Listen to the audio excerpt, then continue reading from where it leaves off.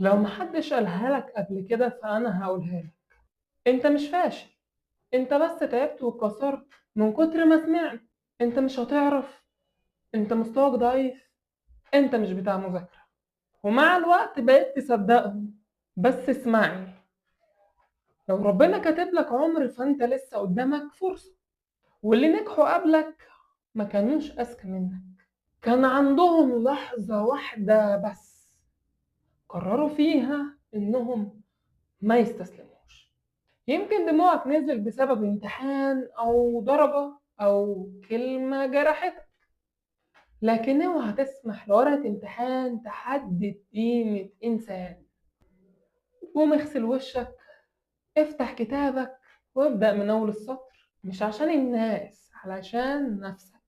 ويمكن بعد سنة انت نفسك هتضحك وتقول الحمد لله اني ما كملتش استسلام. وافتكر دايما